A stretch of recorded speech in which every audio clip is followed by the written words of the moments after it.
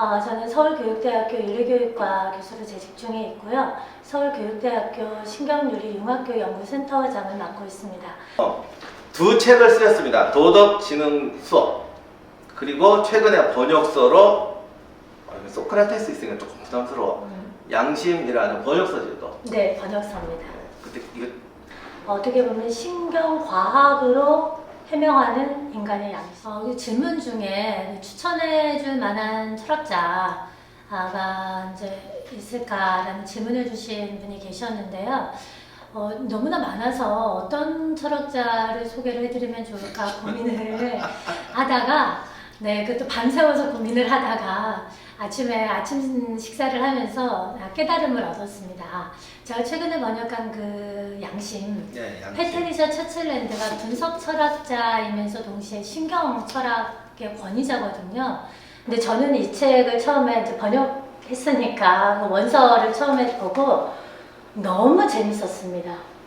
너무 재밌고 너무 놀랍고 굉장히 흥미로웠습니다. 그래서 아마 어머님들께서도 아버님들께서도 아이들 기다리실 때 카페 같은 데서 기다리실 때 기다리시면서 이게 챕터별로 나눠져 있기 때문에 그냥 옆에서 이렇게 누구하고 이야기하는 것처럼 읽으셔도, 근데 그러면서 얻을 수 있는 게 뭐냐면요, 저는 이 책을 읽으면서 저 자신한테도 많이 치유가 되었습니다. 그 치유가 되었다는 것은 우리가 아까 맨 처음에 초반부에 제가 화두로 사람은 무엇으로 살까 중에 이야기하면서 행복 말씀드렸잖아요. 근데 그 하버드 종단 연구에서 이야기한 것처럼 관계성, 나하고 사람들과의 관계가 굉장히 중요한데 살면서 사람들과의 관계 속에서 상처를 굉장히 많이 받죠.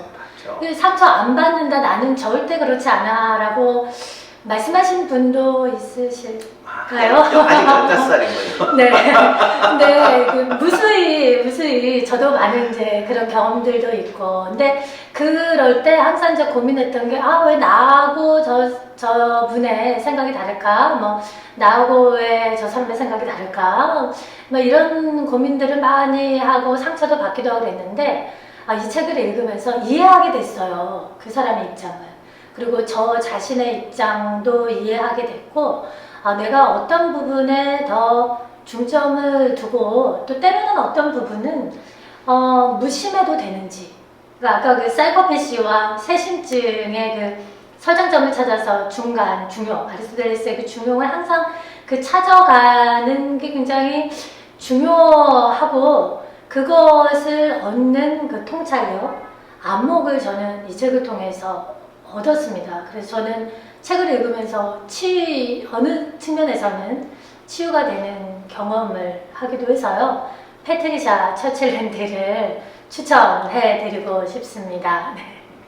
말씀하신 거 보니까 제가 사실은 이걸 예의상 이걸 두 개 다 읽어야 되는데 이 책은 봤는데 저도 지금 너무 청소하고 바빠가지고 이거는 못 봤어요. 조금 펼쳐는 봤는데 근데 사실 아까 제가 처음에 어려운 것처럼 느끼는 건 이제 독자분들 마음속으로 아닌 거지, 그 보시는 분 입장에서 한 거고, 그렇게 어려운 책이 아니라 오히려 우리한테 굉장히 대학 강의 정도, 재밌는 교양 강의 듣는 수준으로 이야기가 되고 있어요. 그래서 힐링이 되는 책이라고 생각합니다. 중간중간에 또 이제 전문적으로 뇌신경학에 굉장히 관심이 있으시다. 그러면 중간에 관련된 챕터를 좀 집중해서 보시면 되고, 그렇지 않은 분들은 다른 챕터들을 통해서 자신도 이해하고 다른 사람도 이해하고 아이들도 또 이해하고, 또 아이들은 어떻게 또 양심 교육, 어떻게 양심을 올바르게 형성하게 할 것인가. 요즘 세상 재밌는 게 너무 많잖아요. 네.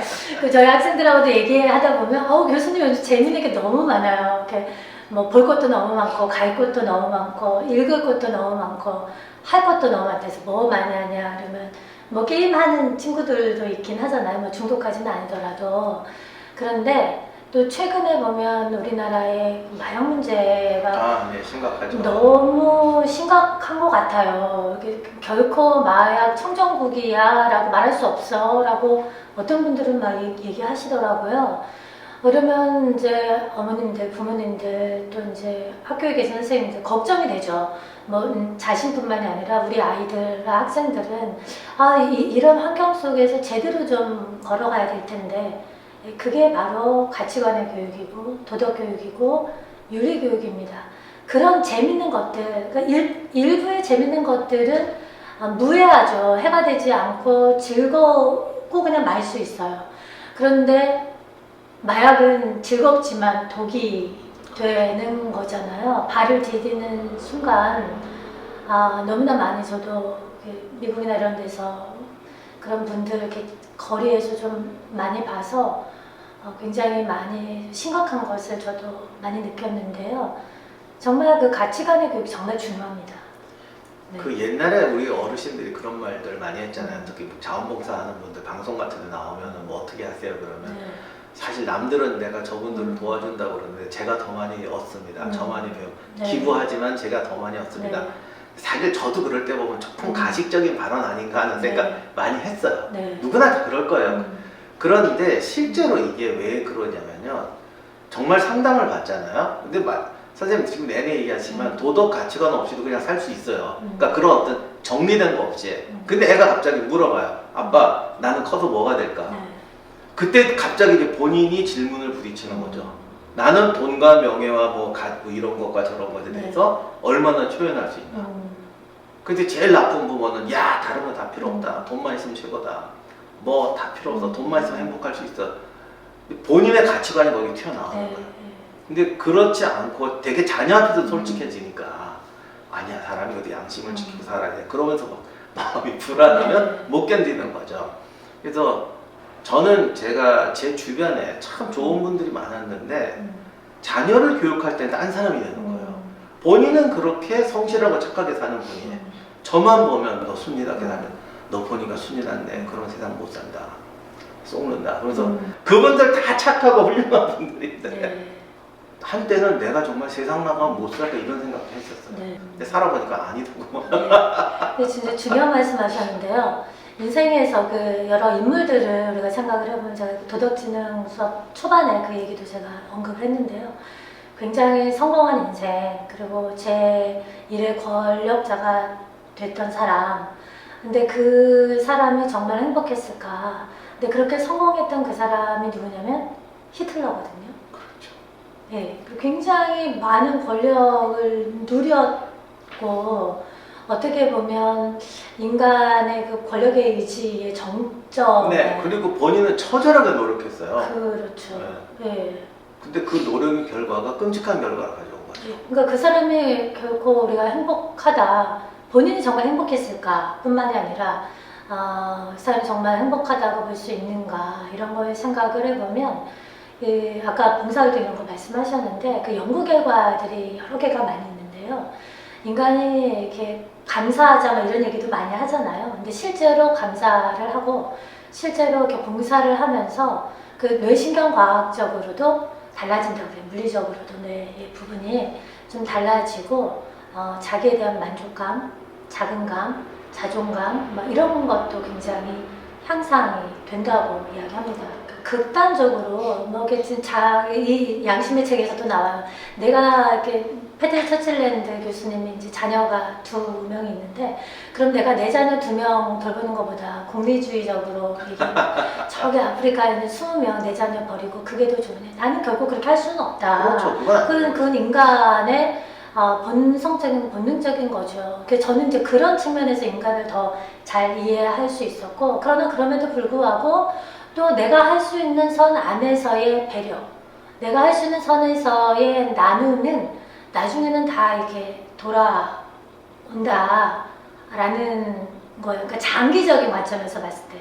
그러니까 단기적인 관점에서 봤을 때 눈앞에 이익만 추구하는 게 마치 성공하는 것 같으나 그런데 장기적인 인생을 길게 놓고 장기적인 관점에서 봤을 때 마치 그 하버드 종단 연구처럼 장기적인 관점에서 보면 그렇게 어느 정도 자기 생활에도 충실하면서도 때로는 주위를 둘러보기도 한 이제 그런 사람들이 훨씬 더 만족스럽고 우울증에도 안 걸리고 치매도 잘 걸리지 않고 네.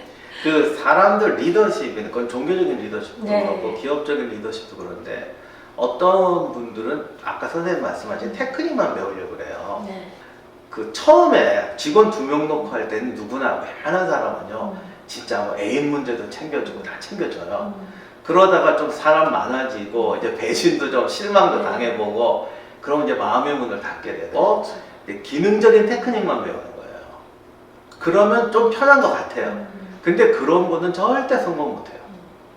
그분들을 살피다가 나도 상처받고 고통도 받지만 그런 속에서 기쁨도 성공 케이스도 있으니까 그런 거를 하면서 사람을 배워가는 사람이 나중에 큰 리더가 돼서 큰 일을 할 수가 있는데 기능적인 리더는 거기서 끝나다가 나중에 되려 큰 사고를 당하죠. 네, 근데 많은 사람들이 그런 길로 갑니다. 말씀대로 그 단기적인 시각을 갖느냐, 근시안적인 시각을 갖느냐, 원시안적인 차원에서 계획까지 할 수 있느냐, 그 뇌신경과학적인 차원에서는 흔히 그 전두엽의 발달이 뭐 집행 기능, 계획 기능 이것하고 많이 관련이 된다고 하거든요. 근데 아이들이 이제 양심대라는 책에서도 설명하고 있지만 인간이 가장 미성숙한 존재로 태어납니다. 그리고 전두엽이 몇 살 때 성숙이 되는 거 그건 모르겠는데 사람이 네. 제일 미성숙한 상태로 네. 태어나는 거는 알고 있습니다. 왜냐하면 동물은 일어나면 걸어 살아야 되는데 그렇죠. 사람은 뇌 때문에 그런 거죠. 그러니까 뇌가 발달하는 시간을 네. 주기 위해서 육체가 부실한 상태에서 태어나게 되죠. 네, 네. 맞습니다. 그래서 일반적으로 말하면 이게 남녀 차이가 조금 있긴 한데요. 여성들은 20세 이후 되면 어느 정도 전두엽이 성숙을 한다고 학자들이 이야기합니다. 그런데 남성들은 26, 7세. 그래서 그게 제가 봐도 그 예전에 저희 아버님이 그러셨어요. 남자는 군대를 갔다 와야 어른이 된다. 그래서 저는 저게 무슨 말씀인가 막 이랬었는데 그 대부분 이제 예전에는 군대를 또 오래 갔었잖아요. 그러니까 군대를 갔다 온 나이가 뭐 사전 오빠들 보면 26, 7, 8 이렇게 됐단 말이죠. 그럼 이제 철들어서 왔다. 이게 뇌신경과학적인. 그러니까 군대를 갔다 오는 게 아니라 남자가 늦어서 그래요.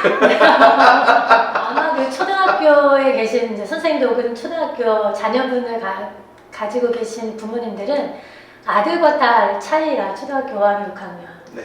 이렇게 좀 생각이 드실 건데 이 말씀을 왜 드리냐면 그 전두엽의 성장을 돕는 게 바로 읽기, 책을 읽고 이야기하고 의사소통하고 생각하고 사고하는 것들이거든요.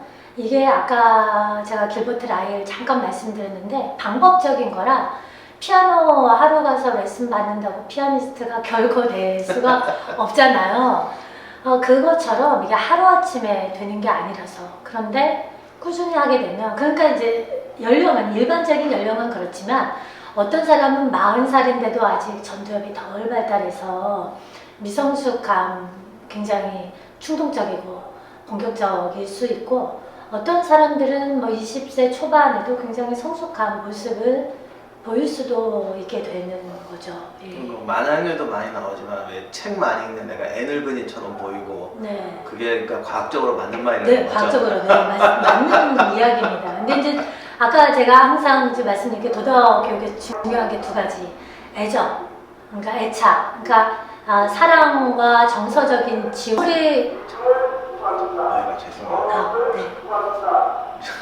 여기는 가끔 오토바이하고 그래서 아까 제가 이제 두 가지 도덕 교육에서 중요하다고 말씀드렸었잖아요. 애정과 규율 혹은 애정과 통제. 근데 애정이라고 하는 게 없이는 교육이 시작되기 어렵거든요. 우리가 누군가를 만나고 어떤 강의를 듣고 학교에서 학생들이 선생님 수업을 들을 때 그 선생님하고 나의 친밀도가 높으면 높을수록 더 귀가 막히겠죠. 그래서 아이도 부모님하고의 관계성이 긴밀하면 긴밀할수록 엄마가 하면 이제 척하면 착하고 알아듣게 되는 거죠. 이게 애정이, 관계성이 기반이 돼야 되는. 네. 방금 말씀하신 거 애정과 관계성 네. 부족이다. 아마 애정과 관계성이었을 것 같습니다. 우리가 잘못했네. 네. 근데 그게 쉽지는 않죠. 근데 애정과 관계성을 필수 요소가 소통이잖아요. 그래서 이제 통해야 되니까. 근데 또 하나 중요한 게 그 규율, 통제거든요. 하기 싫지만 해야 될 때가 있고, 그 아이들이 옳고 그름을 배워야 할 필요가 있습니다. 해서는 안 되는 거, 아이들이 어떤 약물에 중독돼서는 안 되잖아요. 해서는 안 되는 거죠. 그리고 아이들이 하기 싫지만 해야 되는 거 있죠. 그러면 꼭 해야 되는 것들은 해야 된다고. 이 두 가지가 굉장히 중요한데, 뭐 대부분 다 이 균형을 맞추기가 굉장히 어렵습니다. 선생님들도 그렇고 부모님들도 굉장히 권위적으로 가서 독재자가 되거나 아니면 그래 나도 모르겠다 방임이 되는 거죠. 마음을 그냥 다 비우고 그래 네 인생은 네 인생이니까 알아서 살아라. 근데 이 알아서 살아라라는 게 선생님들은 학생들에 대해서 그렇게 할 수 없거든요. 책임부가 있으니까 책임감, 의무감도 있고 그게 마음을 그렇게 할 수가 없죠. 스스로가. 부모님도 마찬가지죠. 아무리 자제분에 대해서 마음에 안 드는 부분이 있다고 하더라도 마음을 비울 수는 없는 거잖아요. 끊임없이 저는 그래서 어른 교육도 필요하고 부모님 교육도 필요하다라고 생각이 듭니다. 오늘 참 그 커뮤니티에 질문 올려주신 분들이 많았는데 그걸 선생님이 지금 그거에 답변을 안 하신 게 아니고 밤새도록 고민하셨답니다. 네. 그래서 거기 있는 이야기들을 가지고 얘기하신 네. 건데 그 질문 중에 그 부모 교육을 어떻게 해야 되냐는 질문도 있었잖아요. 네. 근데 이게 교육은 우리가 자꾸 받는 거라고 생각하는 경우가 많은 것 같아요. 네. 사실은 성인은 받을 교육 다 받았어요. 어떤 의미로 보면 본인이 할 부분이 많이 남은 거죠. 네. 우리가 또 그래서 또 강의를 듣고 뭐 찾아다니는 어른들이 찾아다니는 거는 들어서 자양분이 되는 게 아니라 내가 훈련할 방법을 계속 이렇게 네. 하는 것은 부모 교육은 부모의 노력이 참 중요하다고 생각해요. 네. 그래서 안 하는 것보다 더 나쁜 좀 심한 말이지만 네. 그 귀한 시간을 자기가 좀 노력해서 변해서 더 액기스로 그러니까 효과를 높여야 되는데 네. 본인이 시간 투자하고 정성 투자하는 거로 착각하는 거죠. 네. 정말 핵심적인 말씀을 해주셨는데요. 아까 말씀하신 것처럼 그러면 이제 부모로서 나는 무엇을 해야 될까? 교육 받으라고 하시는데 그러면 어디를 쫓아가야 되나? 어디 커뮤니티에 들어가야 되나? 근데 그렇게 고민하실 필요가 절대 없습니다. 뭐 그렇다고 해서 그 옆집을 찾아가야 되나? 그것도 아닙니다. 제가 굉장히 재밌는 얘기를 하나 먼저 좀 드리고 싶은데 제가 아는 분 중에 이제 미국에서 20여 년간 교장 선생님을 하신 분이 계셨는데 이분이 이런 말씀을 하셨어요. 공자 나는 너무 특이했다. 그 학부모님들 중에 그분 이제 미국에서 미국 학교 교장 선생님을 하실 때 거기에 이제 30%의 예를 들면 유대인 부모와 뭐 굉장히 30% 이상의 그 한국인 부모, 동양인 부모들이 있었는데 차이가 있었다라는 거예요. 그래서 어떤 차이일까 저는 근데 뭐 교육에 대해서는 우리나라 부모님도 뒤처지지 않으니까 굉장히 훌륭하시죠. 뭐 외국에 나가셔도 열정은 대단하죠. 열정은 대단하시죠. 유대인들도 그렇고. 네. 근데 이 말씀을 하시는 거예요. 어떤 교육의 문제가 딱 있었을 때 유대인 부모는 교육 전문가를 찾아간대요. 교장 선생님하고 얘기하거나 선생님하고 얘기하거나 책을 찾아보거나. 근데 한국인 부모님들은 옆집 아줌마를 찾아간 거예요. 근데 그 말씀을 제가 작년에 들었는데 너무 공감이 되는 거예요. 그렇구나. 우리는 옆집 아줌마들을 찾아가는구나. 옆집 아줌마는 내가 하기 편한 방법을 가르쳐줘요. 네. 전문가는 당신이 지금부터 트레이닝하라고 그래요. 대부분 전문가는 그렇죠. 자녀 문제가 아니고 당신 보고 트레이닝하라고 그래요. 생전 안 쓰던 근육을 쓰라고 그래요. 네. 그래서 싫은 거죠. 네, 맞습니다. 그 편리함이라고 하는 게 맹점이 뭐냐면 안이함을 갖고 오거든요. 맞아요. 우선 내가 편한 방법, 정말 말씀대로 멀리 있는 교육자 또 책 꺼내서 굉장히 힘든 작업이 책이 읽는다는 게 보통의 노역이 아니잖아요. 집중해야 되고 시간을 내야 되고 뭔가 마음을 내가 모두어야 되는데 나의 마음은 산만하게 여기저기를 다니고 싶잖아요. 또 다른 걸 좀 듣고 싶기도 하고 보고 싶기도 하고 그것을 좀 이렇게 억눌러야 되는데 근데 옆집 아줌마하고 얘기하면 더 재밌죠. 얘기도 재밌고 듣는 것도 많은 것 같고 실행 가능한 방법은 네, 그리고 실행 가능한 것들만 눈에 쏙쏙 귀에 쏙쏙 들어오는 그래서 지금 당장 나가서 막 여기저기 다니면 다 될 것 같은 그런데 그 편의성 속에 안이함이라는 독사가 숨어 있을 수 있다라는 겁니다. 근데 아니함은 우리로 하여금 무능하게 만들 수 있다라는 거예요. 전쟁 얘기할 때 그 얘기 참 많이 하는데 훈련이라는 게 뭐냐. 총알 날라고 포탄 터지면요 사람을 대부분 똑같은 방향으로 뛰어요. 진짜 신기해요. 벌판에 예를 들어 있잖아요. 누군 따라간다고 그러는데 총알이 막 날라오면 총알이 안 보이잖아요 사실. 그러면 가고 싶은 대로 뛰게 돼 있어요. 그게 비슷한 거예요. 그러면 100% 저쪽에서 노리고 있어요. 쟤들이 저기서 포탄이 터지면 이쪽으로 뛴다는 거를 알고 있는 사람 하나가 기다리고 있으면 가져다 몰살하는 거예요. 그래서 마음에 내키는 대로 가는 길이 죽음의 길이에요. 교육은 그 마음을 이겨내기 위해서 교육을 하는 거거든요. 네, 맞습니다. 네, 근데 이거를 자꾸 가르쳐요. 네, 그래서 카트는 경향성의 극복, 도덕교육 경향성의 극복이라는 얘기를 하는데 그 경향성이라는 게 필요한 것도 있죠. 우리한테 필요한 것도 있어요. 그런데 또 때로는 잘못된 경향성은 특히 이제 편향이라고 하는 편견이라고 하는 바이어스라고 하는 것들은 우리가 잠깐 멈춰서서 이게 정말 올바른 걸까? 내가 진짜 이렇게 하는 게 맞는 걸까? 라고 생각하는 게 필요한데 그렇게 생각할 수 있는, 할 줄 아는 아이들을 양육하고 싶으시다면 네, 여러분들께서도 우리도 저도 마찬가지죠. 잠깐 멈춰 서서 우선 좀 생각해보고 고민해보고 잠깐 숨 고르기 시간이 필요한 것 같습니다. 현대인들이 너무나 바쁘죠. 아이들도 바쁘고 부모님도 바쁘고 다 바쁜 것 같아요. 그런데 저는 최대한 좀 단순하게 살려고 노력을 하거든요.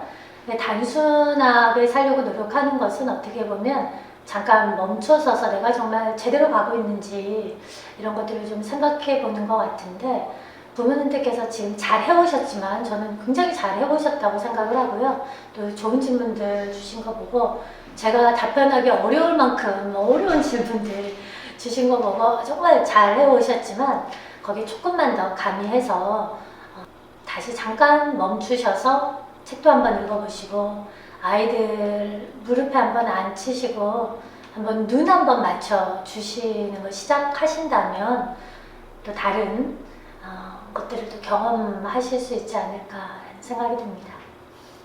오늘 정말 너무 좋은 말씀을 근데 질문이 너무 많아. 30몇 개가 심각한 1년 내내 강의해도 될 만큼 질문이 나와갔는데 그걸 또 어떻게 뭉뚱그려 잘 설명해 주셨어요.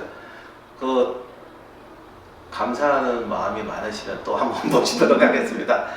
그리고 저번에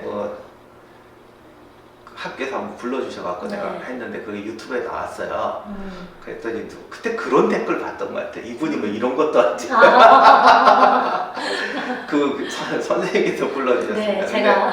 근데 그 조회수가 별로 안 나서 내가 미안해서 오늘 말 나온 김에 그 링크 달아놓을 테니까 거기도 좀 조회수 올려주시기를 부탁드립니다. 근데 이게 수준이 너무 차이가 나서 좀 창피하긴 한데. 제가 마지막으로 한 말씀만 좀 드려도 될까요? 아까 초반에도 말씀드렸는데 질문들 제가 다 정말 여러 번 외웠습니다. 다 거의 다. 근데 나름대로 제 나름대로 좀 유형별로 좀 나누어서 그것을 나름대로 제가 화두를 던지면서 답변을 드리는 걸로 이렇게 진행을 말씀대로 했습니다. 감사합니다. 네, 감사합니다.